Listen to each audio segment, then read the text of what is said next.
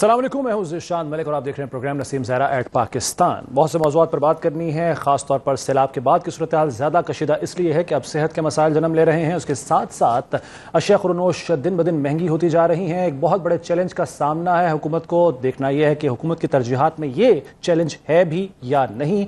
इमदाद ज़रूर दी जा रही है। यूरोपीय यूनियन ने अभी 35 करोड़ रुपए की इमदाद का ऐलान किया, लेकिन अगेन बात वही है, यहाँ सैलाब हो चाहे जलजला हो, इमदाद आती ज़रूर है, जाती कहाँ है ये एक मौमा रहा है हमेशा से ही।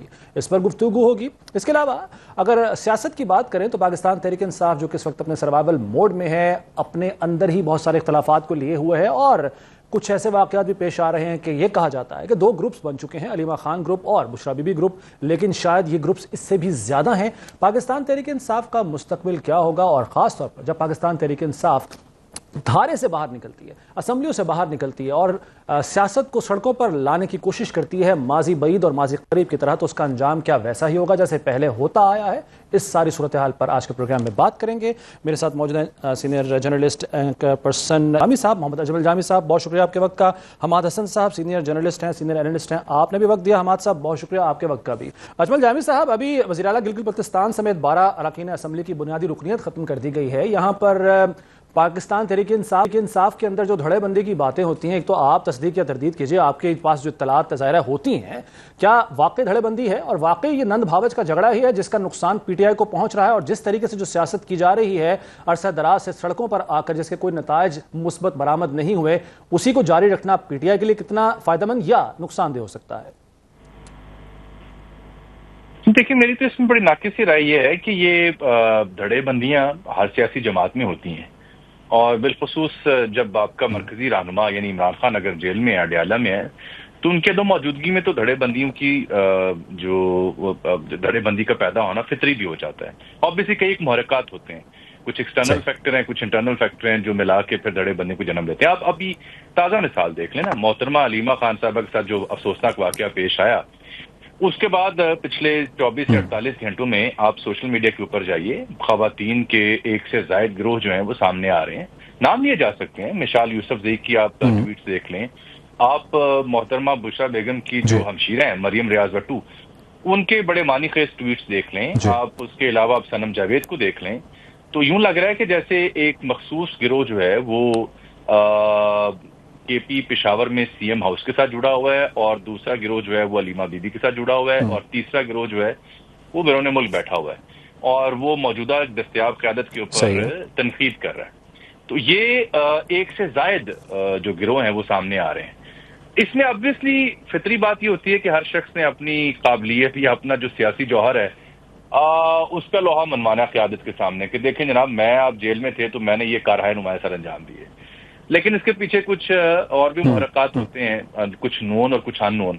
बात बड़ी सादा सी है कि ये एक गिरोह हो जाए, दो गिरोह हो जाए, तीन हो जाए, नंद और भावच की फड्डा हो जाए, या उसके अलावा भी तकसीम हो जाए। मसला ये है कि पीटीआई काहे को जानी जाती है। पीटीआई का नाम है इमरान खान, ये चाहे किसी को बात पसंद हो या ना हो, और उसके साथ है वर्कर सपोर्टर। आप देखिए, इससे पहले कितने जय्यद रहनुमा थे, कितने बड़े बड़े नाम थे, एक से बढ़कर एक नाम था, और कई प्रेस कॉन्फ्रेंस हुई, लोग पार्टी छोड़ गए, समझा गया कि शायद ये पार्टी अब खत्म हो चुकी है। लेकिन फिर जो इंतखाबात हुए उसके नताइज आपने देखे कि वो दर्जनों नए इंतखाबी निशानात थे जिसके ऊपर लोग मुंतखब हुए, और वो पार्टी सबसे बड़ी पार्टी के तौर पर सामने आई, वो कि आजाद उम्मीदवार थे, और उससे भी फर्क नहीं पड़ा जो प्रेस कॉन्फ्रेंस थी या पकड़ दकड़ थी या लोगों को पार्टी से तोड़ना था।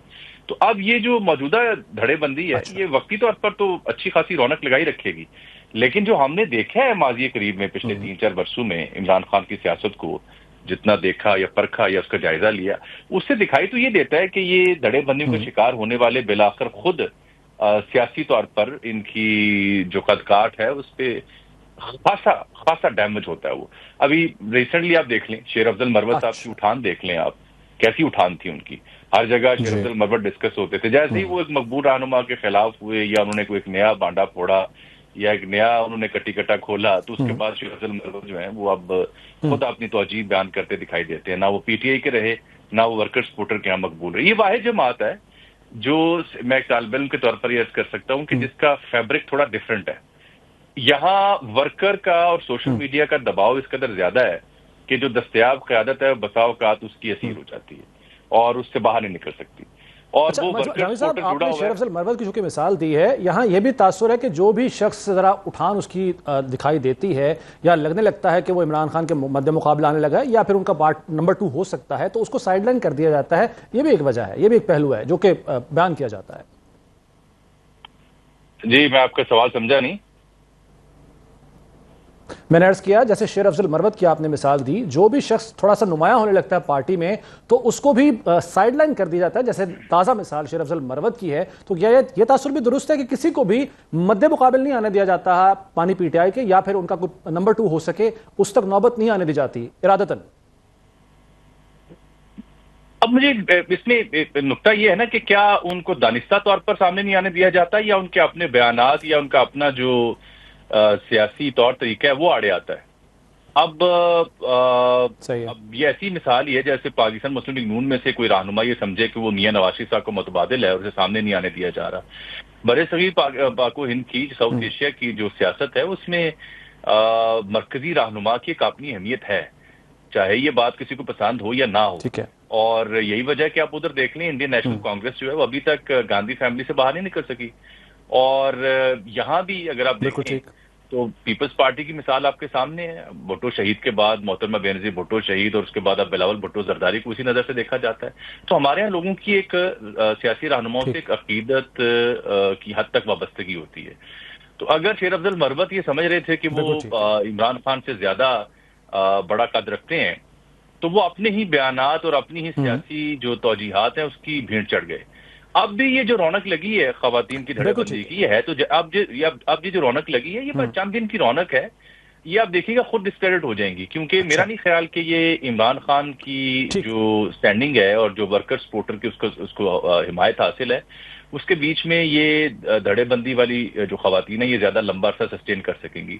At the end of the day جو سپورٹر ہے ورکر ہے وہ انہیں صاحب آپ کا پوائنٹ آ گیا. میں بالکل ٹھیک ہے پوائنٹ آ گیا. میں حماد صاحب کافی دیر سے خاموش ہے. میں امید کرتا ہوں حماد صاحب اب آپ کو آواز ٹھیک آ رہی ہوگی. میں سر سوال 2 حصے ہیں سوال کے. ایک تو یہ کہ پاکستان تحریک انصاف کی کا جو طرز سیاست ہے بالخصوص قیادت کے جیل میں ہونے کے بعد سڑکوں پر آ کر سیاست کرنا، سڑکوں پر آ کر احتجاج کرنا، جو ان کے پاس فورم ہے اسمبلی کا وہاں سے باہر نکلنا، اس کا کیا انجام نکلے گا. دوسرے جو دھڑے بندی کی باتیں جیسے ابھی جامع صاحب بھی فرما رہے تھے کہ یہ چند دنوں کا یہ کھیل ہے، یہ جو اگر خبریں ہیں بھی یا دھڑے بندی ایون ہے بھی تو وہ ختم ہو جائے گی.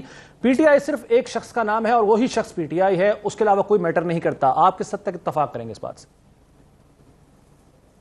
بالکل ٹھیک کہا جامی صاحب نے، ان کی بات سے مجھے مکمل اتفاق ہے. اور یہ صرف پی ٹی آئی تک محدود نہیں ہے، یہ پوری دنیا میں ایسے ہوتا ہے، خصوصاً بر صغیر کا سیاسی مزاج یہی ہے. گاندھی فیملی آج بھی پولیٹیکل سروائیو کر رہی ہے. راہل گاندھی میدان میں موجود ہے پوزیشن لیڈر کی حیثیت سے، خالدہ ضیاء موجود ہے بنگلہ دیش میں. تو یہ تو پوری دنیا میں بلکہ خصوصاً بر صغیر میں ہوتا ہے. پاکستان کی تاریخ بھی یہی ہے. ذوالفقار علی بھٹو پر کتنا مشکل وقت آیا تھا، پارٹی سے بہت سے دھڑے الگ ہوئے تھے. مصطفیٰ جتوئی نے نیشنل پیپلز پارٹی بنائی تھی، حنیف رامے نے مساوات پارٹی بنائی تھی، اور بھی معراج محمد خان اور بہت سارے لوگ، حفیظ پیرزادہ، سارے چلے گئے تھے. لیکن کیا پارٹی بکھر گئی تھی؟ کیا بھٹو خاندان پر ان کے کارکنوں کا اعتماد ختم ہو چکا تھا؟ ایسا نہیں ہوا. بے نظیر بھٹو اور پیپلز پارٹی اس کے بعد کئی مرتبہ اقتدار میں آئے. پھر جب نواز شریف کو مشکل حالات کا سامنا کرنا پڑا اور مشرف کا مارشل لا نافذ ہوا تو کبھی عوامی مسلم لیگ بنتی، کبھی کاف لیگ بنتی، کبھی کیا بنتا. لیکن آج کہاں ہے کاف لیگ، کہاں ہے عوامی مسلم لیگ، کہاں ہے اس کے لیڈرز، کہاں ہے نواز شریف؟ آج بھی میدان میں کھڑا ہے کیونکہ اس کی ایک چاہت موجود ہے. عمران خان کے ساتھ بھی یہی ہو رہا ہے. بہت سارے لوگ مخالف ہیں، در پردہ کسی اور کے ساتھ ملے ہوئے ہیں، دھڑے بندیاں بھی ہیں، پارٹی میں اختلافات بھی ہیں، ایک مشکل وقت ہے. لیکن اس کا یہ مطلب نہیں کہ عمران خان کی سیاست ختم ہو رہی ہے. یہ سیاست ختم ہوتی تو ذوالفقار علی بھٹو کے ساتھ پیپلز پارٹی کا جنازہ نکل جاتا. لیکن پیپلز پارٹی سروائیو کر گئی کیونکہ ایک چاہت موجود تھی. نواز شریف اٹک قلعے سے جلاوطنی تک کیا کچھ انہوں نے نہیں دیکھا، لیکن کیا ختم ہو گئی ان کی سیاست؟ وہ آج بھی اقتدار میں ہے. اسی طرح عمران خان، آپ نے کہا کہ ان کی سیاست ختم نہیں ہو رہی، لیکن کیا جو گرپ ہے پارٹی کے اوپر وہ کسی حد تک کمزور ہو رہی ہے ان تمام فیصلوں یا ان تمام اقدامات سے جو ابھی تک دیکھ رہے ہیں ہم پارٹی کے اندر؟ میں گرپ کی بات کر رہا ہوں سیاسی طور پر. देखिए इसमें तो ग्रिप की बात ही में नहीं है, ये तो इमरान खान की चाहत है, लीडर की चाहत होती है। भुट्टो की चाहत भी थी, बेनजीर को कन्वर्ट हो गई थी, नवाज शरीफ की चाहत भी थी, उनके पास लौट कर आई थी। इमरान खान की चाहत मौजूद है, मुश्किल सूरत हाल का सामना करना है, हजारों मुकदमात है, कारकुन जेलों में है, पंजाब की बड़ी लीडरशिप जेलों में है, इमरान खान खुद अपनी अहलिया समेत जेल में है। लेकिन उनकी चाहत में कोई कमी आई, उनकी सियासत तब खत्म होगी, उनकी ग्रिप तब ढीली पड़ जाएगी जब वो गलती पर गलती करते जाएंगे, जब उनकी चाहत में डेंट पड़ जाएगी। और इसकी एक बड़ी मिसाल असगर खान है, वो भुट्टो के मुतबादिल थे, एक बड़े लीडर के तौर पर उभरे थे, लेकिन वो मेंटेन नहीं कर सके, उनकी ग्रिप ढीली पड़ गई, उनकी तहरीक इस्तिकलाल बिखर कर रह गई थी और फिर वो पार्लिमान तक में नहीं पहुंच सके। इमरान खान की को ग्रिप की जरूरत ही नहीं है, इमरान खान की एक ताकतवर चाहत तो मौजूद है इस वक्त फील्ड में, यानी उनके कारकुन तो उनके साथ खड़े हैं, आज भी वो बहुत मकबूल है। अलबत्ता वो गलतियां कर रहे हैं, ये इंतहाई खौफनाक है। अगर वो मुसलसल गलतियां करेंगे तो फिर उनका अंजाम असगर खान जैसा हो सकता है।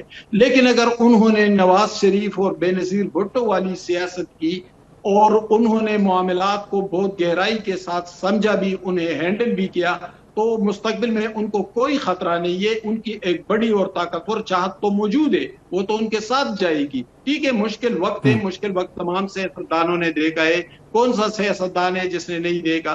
2 साल जेल खान साहब ने काटी है, लोगों ने 30-30, 20-20 साल जेलें काटी है।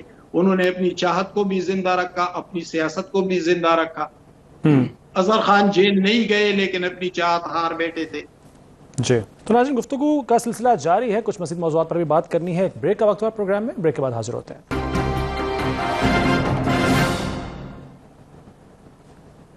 प्रोग्राम में एक बार फिर खुशामदीद। जामी साहब, गलतियों की बात हो रही है, गलतियां तो बेशुमार हैं मानी पीटीआई की, और लेकिन उसमें मजे का खेज बात यह है कि उस किसी भी गलती का उनके जो फॉलोअर्स हैं उन पर असर नहीं होता। वो अभी तक उस बुत को पूज रहे हैं जिसको उन्होंने 2011 या 10 के जलसे के बाद, जो मीनार पाकिस्तान का 11 का जलसा था, उसके बाद से उन्होंने सजा रखा अपने दिलों में। लेकिन सर ये बताइएगा, आपसे सवाल मेरा ये है कि इन तमाम गलतियों के बावजूद क्या अभी भी उतनी ही शिद्दत से वो तमाम फॉलोअर्स इमरान खान की बात को तस्लीम करते हैं, मानते हैं, और अगर वो बाहर आते हैं और उसके बाद वो सड़कों पर आते हैं तो क्या हमें वो वॉरियर्स जो हमें सोशल मीडिया पर तो नजर आते हैं, फॉलोइंग भी करते हैं और सराहते भी हैं और लड़ रहे हैं, लेकिन सड़कों पर नहीं आते, क्या वो बाहर निकालने में कामयाब हो पाएंगे बानी पीटीआई, और उसका फिर कोई इम्पैक्ट भी होगा? यही अलमिया है जनाब, यही अलमिया है जो मुल्की सियासत को दरपेश है।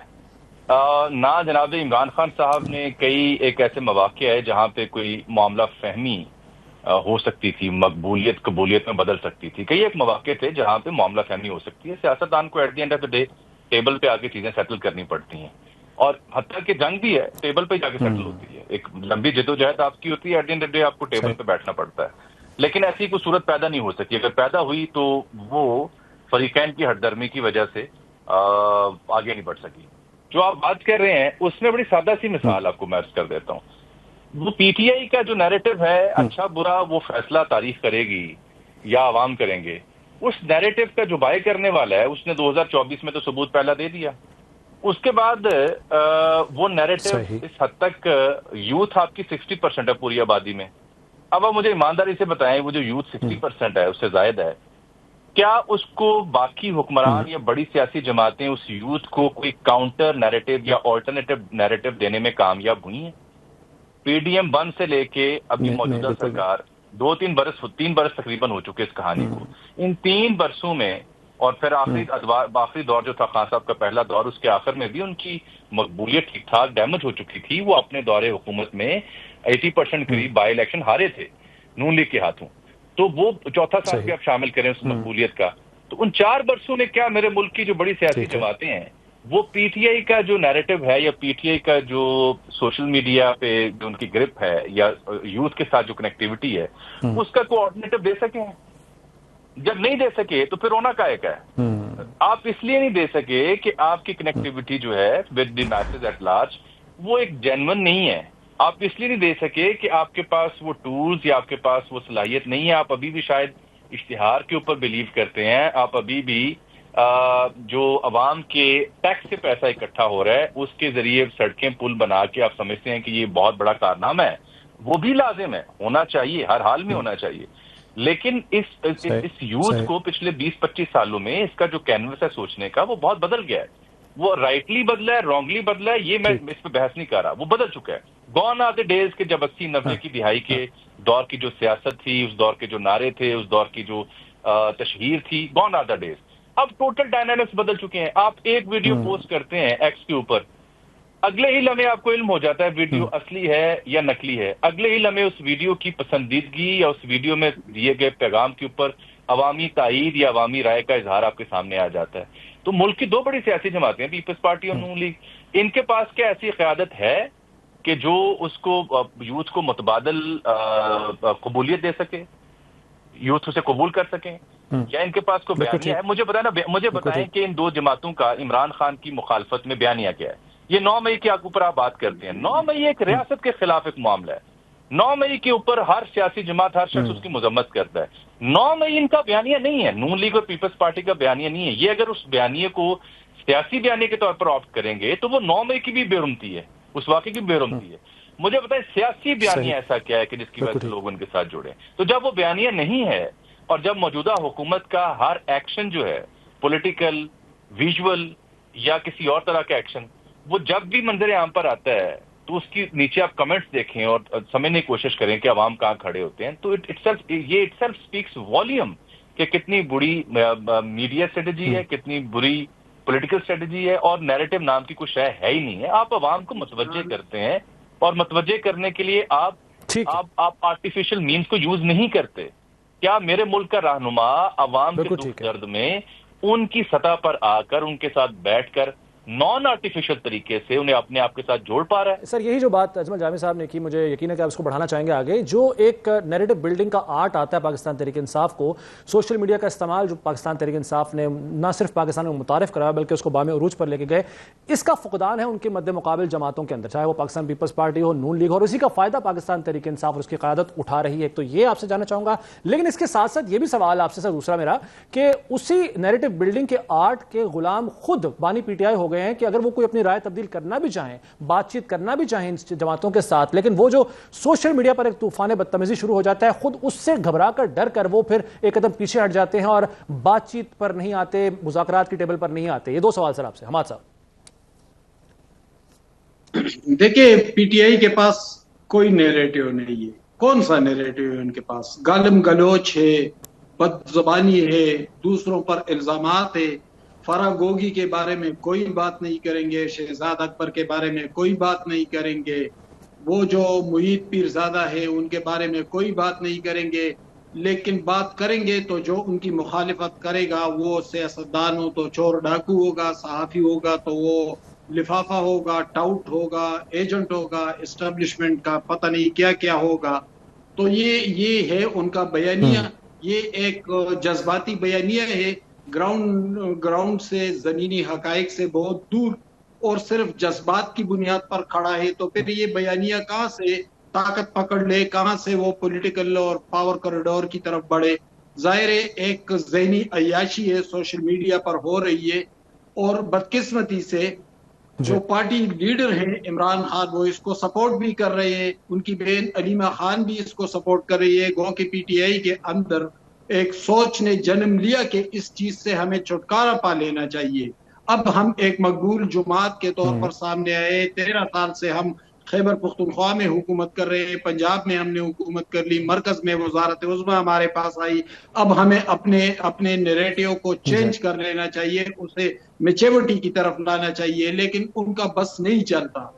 وہی ہوتا ہے جو عمران خان چاہتے ہیں. عمران خان ان لوگوں کو اون کر رہے ہیں. انہوں نے تو شہباز گل کے حق تک میں بھی بیانات دیے، ان یوٹیوبر کے حق میں بھی بیانات دیے جو صبح شام جھوٹ بولتے ہیں. دوسرا حصہ یہی تھا کہ وہ خود بھی اس کے اسیر ہو چکے ہوئے ہیں. وہ جو جن بوتل سے نکالا تھا سوشل میڈیا کا یا نیریٹو بلڈنگ کا، وہ خود بھی اس کے اسیر ہو چکے ہیں. بالکل ہو چکے ہیں. عمران خان کی تو سیاست کھڑی سوشل میڈیا کے ہاؤ ہو پر ہے، سوشل میڈیا کے غول غپاڑے پر ہے. ان کی سیاست تو اسی پر کھڑی ہے، اور اس کو وہ جانتے بھی ہے. کیونکہ اب آپ دیکھ لیں جو پولیٹیکل ورکر ہوتے تھے ماضی میں، وہ بلا کے ذہین ہوتے تھے، ان کے نظریات ہوتے تھے، ان کا مطالعہ ہوتا تھا، وہ اسٹڈی سرکلز میں جاتے تھے، وہ اپنے لیڈروں سے سیکھتے تھے. لیکن ادھر آپ ورکروں کو دیکھ لیں، ان ورکروں نے سالوں جیلیں کاٹی. یعنی میں آپ کو بتاتا چلوں کہ این ڈی پی جو بعد میں این پی بنی، نیشنل ڈیموکریٹک پارٹی، خدائی خدمتگار تحریک، جب وہ 1 یونٹ کے خلاف تحریک چل رہی تھی تو ان کا لیڈر خان عبد الغفار خان بھی ہری پور جیل میں تھا، اور ان کے سینکڑوں کارکن بھی ہری پور جیل میں تھے. 16 کارکنوں کے جنازے نکلے تھے ہری پور جیل سے. تو یہ تھے کارکن، اور یہ تھی ان کی تاریخ. جیالے جب بھٹو صاحب کو جیل بھیجا تو جیالے لاہور کی سڑکوں پر نمودار ہو کر اپنے آپ پر تیل انڈیلتے اور اپنے آپ کو آگ لگاتے. ایسی مضبوط ریزسٹنس کی ہے خوفناک ماشاء اللہ کے سامنے. لیکن ادھر دیکھے یہ کیا سیاسی کارکن ہے کہ روز نمودار ہو جاتے ہیں سوشل میڈیا پر گالم گلوچ کرتے ہوئے، درختوں کو آگ لگاتے ہیں. کہیں سے پولیس نمودار ہوتی ہے تو کہتے ہیں پولیس آئے گی تو انقلاب کیسے آئے گا. یہ ہے ان کی تربیت. تو اس کو تو دیکھیں، وہ ٹھیک ہے ایک مقبولیت تو انہوں نے گین کر لیا سوشل میڈیا سے، لیکن اس مقبولیت کا فائدہ کیا ہوا وہ فائدہ بتایا جائے. یعنی عمران خان خود جیل میں ہیں، ان کی اہلیہ جیل میں ہے، پنجاب کی ساری لیڈرشپ جیل میں ہے، خیبر پختونخوا میں ان کی حکومت ہے جو کرپشن میں لت پت ہے. امن و امان کی صورتحال انتہائی ابتر ہے. صوبہ 800 ارب کا مقروض ہو گیا ہے. وزارت عظمیٰ چلائی تو تباہ و برباد کر کے رکھ دیا معیشت اور ملک کو. تو ہمیں بتائے جائے نا کہ اس مقبولیت کا کون سا فائدہ ہوا. جب تک آپ کے سیاسی کارکن میچور نہیں ہوں گے، جب تک آپ کے سیاسی کارکن پولیٹیکل سوچ پر نہیں آئیں گے، جب تک گالم گلوچ ترک نہیں ہوگا، جذباتیت کے حساب سے نکلیں گے نہیں، تو پھر اسی طرح یہ پارٹی بھی چلتی رہے گی اور اسی طرح اس کے ساتھ ہوتا بھی رہے گا جو ہو رہا ہے. ٹھیک ہو گیا. بہت شکریہ جناب حماد حسن صاحب اور محمد اجمل جامی صاحب. اب دونوں شخصیات کا آپ نے سیاسی صورتحال پر اپنا تجزیہ پیش کیا. آپ کے وقت کا بہت شکریہ. ناظرین ایک بریک کا وقت ہوا ہے پروگرام میں، بریک کے بعد دوبارہ حاضر ہوتے ہیں.